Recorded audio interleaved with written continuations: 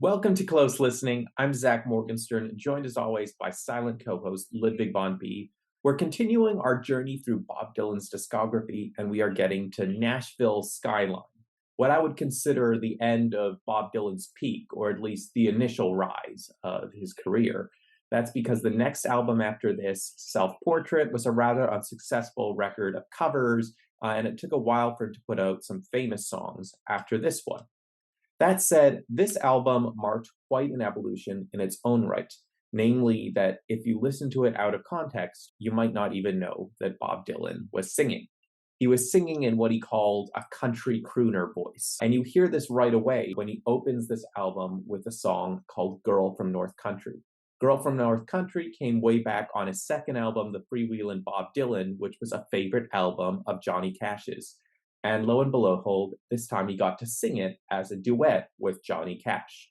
But the only difference you hear on this song is not, Johnny Cash singing on it. You also hear this completely different voice, and it's Bob Dylan doing his country crooner voice. This reminds me of a quote of my old musical friend, Mark Nuremberg, whose open mic I used to go to when I lived in Montreal. Mark Nuremberg used to challenge people who said Bob Dylan is a bad singer by saying, well, which Bob Dylan voice? And yeah, I've kind of noticed as I've gone through this process that the stereotypical Bob Dylan voice associated with albums like Blonde on Blonde was clearly kind of performative. His more natural voice is probably more like what we heard on some of the tracks of the very first album or on John Wesley Harding. And here he's doing this kind of silly country voice, but he pulls it off because he is Bob Dylan. Now, this album was apparently originally conceived as a duets album between these two great friends, Bob Dylan and Johnny Cash, and indeed, Bob Dylan got to go on the Johnny Cash show to promote his record. One of the things I was surprised when I read about is it was seen as this real shocking cultural moment to see this great songwriter of the folk scene and great songwriter of the country scene get together. I guess even back in the 1960s, there was the assumption that country music was completely removed from folk and rock music and was culturally conservative, even though Johnny Cash was on many occasions an outspoken voice for social justice and very much a fan of all music scenes. And Chris Christopherson, another country musician who doesn't fit that right-wing stereotype, said he was very grateful for the Nashville Skyline album because it sort of showed the non-country world that country music was in fact worth listening to. So originally, this album was conceived as duets between Bob Dylan and Johnny Cash, but because Bob Dylan was so impatient about recording, most of those duets did not show up until they were later released on bootleg albums. Bob Dylan did not like to record his songs in more than one or a few takes, and as such, the studio act of blending his and Johnny Cash's voices nicely was very difficult, and only one song ended up sounding good. So we only hear Johnny Cash one time on this record, which is on Girl from North Country, which, for those who need a reminder, is kind of like Bob Dylan's semi-original version of Scarborough Fair. After the Johnny Cash duet, we get an instrumental song called Nashville Skyline Rag, pretty standard sounding country stuff. Track number 3 is called To Be Alone With You.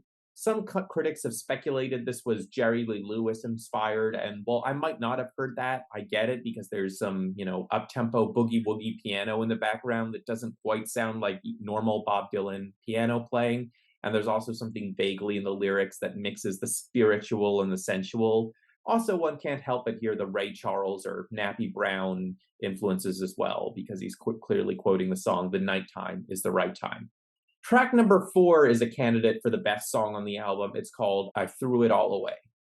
Now, this is a sort of a beautiful song. It's kind of wandering in its sound. It's a bit like a pessimistic version of Paul McCartney's Maybe I'm Amazed. But what stands about it, kind of like the rest of the album, is Dylan is, to quote the title of the song, throwing away his past image as a poet. I read that he said that this album, compared even to the previous one, John Wesley Harding, felt like a very authentic experience because he wasn't forcing himself to be poetic and pretentious with every line. He was just writing nice, simple songs that came to his head. Now, personally, I find John Wesley Harding more authentic, if nothing else, because he's using what I think is his real voice. But yeah, you can certainly see what he means here. He's using very simple lyrics. He's not worrying about being pretentious. Now, when you're used to such poetic lyrics from someone like Dylan, sometimes the simplicity of the lyrics stands out a bit too much. So when you have a rhyme like, I was cruel, I treated her like a fool, you wondering, is he just enjoying getting to be simple? Or is this genuinely the only lyric in his head? It might not sound like such a bad lyric coming from another singer, but the simplicity just sort of stands out. It feels weirdly out of place on a Bob Dylan album. So I feel like you have to almost enjoy the music more with this one than really fixate too much on the lyric. That said, with I Threw It All Away, he does, if you look at the lyrics on a page, there is still something kind of interesting going on. You notice each verse has a different shape in that the lines are completely different lengths. So after the first verse with its very simple lyrics, he then goes into a second verse where he says, once I had the mountains in the palm of my hand and rivers that ran through every day. This is not the most elite of Dylan poetry, but jumping from not poetic at all to a little bit poetic certainly makes for a cool song structure. Track number 5 is a pretty simple one. It's called Peggy Day, simple, jolly, old-timey country wordplay, and possibly a reference back to Bob Dylan's first album, and pretty much all covers album, in which he sang a classic folk song called Peggy O.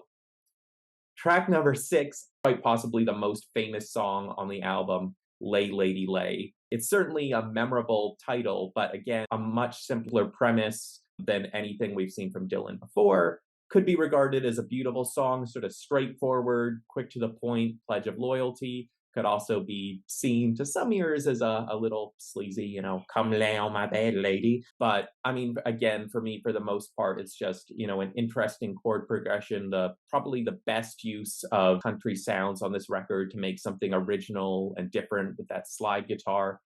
Bob Dylan apparently said in an interview once, years after the fact, that this song was written for Barbra Streisand. And if you look at it, there's, all this media reporting on it and Barbra Streisand saying, wow, it's so cool, Bob Dylan wrote a song for me. But knowing Bob Dylan, I can't help but wonder if he was just trolling the interviewers. Like, no, I didn't write this song for a movie like I actually did. I wrote it for Barbra Streisand. Why would Bob Dylan write a silly country song for, a great Broadway kind of jazzy singer? In my mind, he's maybe just trolling there, but who really knows? Track number 7 is called One More Night. Again, a straightforward heartbreak song with kind of simple lyrics and just a pinch of naturalism thrown in to give it some imagery. The imagery in this case of looking sadly up to the night sky. Track number 8 is called Tell Me This Isn't True. This is just a tad wordier, but again, a fairly simple song dealing with love. This time, Bob Dylan is the one begging not to be broken up with. And it's kind of like he's making amends for the more arrogant figure he was on his previous albums. When Bob Dylan's Blonde on Blonde in the song Most Likely You Go Your Way and I Go Mine, the lyrical delivery that really stood up to me was him breaking up with someone by saying, I'm gonna let you pass. So rather than being cool, detached Bob Dylan, on this album, he is emotional, vulnerable Bob Dylan, even if he is emotional and vulnerable while using a silly voice. Track 9 is Country Pie. Again, just Bob Dylan having fun with the country genre, describing a kind of folksy feast, and possibly making a nod to the Beatles song Honey Pie. He's certainly written subtle parodies of the Beatles before. He did a parody of Norwegian Wood on the Blonde on Blonde album. Track number 10 is another iconic one from this record. He closes with a song called Tonight I'll Be Staying Here With You. I previously heard a rock and roll version of this one from his Rolling Thunder review tour, so the country version doesn't stand out nearly as much. It's kind of easygoing. I don't know if, it would have been a favorite of mine if I wasn't already attached to the rock and roll version. That said, it kind of solidifies the themes of this album. Previously Bob Dylan had been role-playing as this aloof rambler, and on this album he's just being this open, needing some company lover boy. And so he's saying, I'll throw my ticket out the window. I don't need to keep escaping on trains. Tonight, I'll be staying here with you. So certainly not my favorite Bob Dylan album of all the ones I've listened to so far. I sort of found with this one, this album has its 3 great songs. I mean, sort of A Girl from North Country, but we've heard that one before. So I threw it all away, Lay Lady Lay, and Tonight I'll Be Staying There With You, and everything else before I sort of took the time to look at the lyrics. I wasn't even noticing them. It was just kind of a smooth country flow. So good record. Not Bob Dylan's best, but certainly some interesting stuff here. And again, it's fascinating to be reminded of the history, how rock and roll and folk and country music, all basically the same things, same chords, same instruments, but the cultural divide in America means even fairly similar country singer-songwriters, like Johnny Cash and Chris Christopherson, were seen as being in a completely different world than folk songwriters like Bob Dylan, and there's no reason that had to be. And I'm glad this record helped bridge that divide. I'm Zach Morgenstern. This is Ludwig von B. See you next time.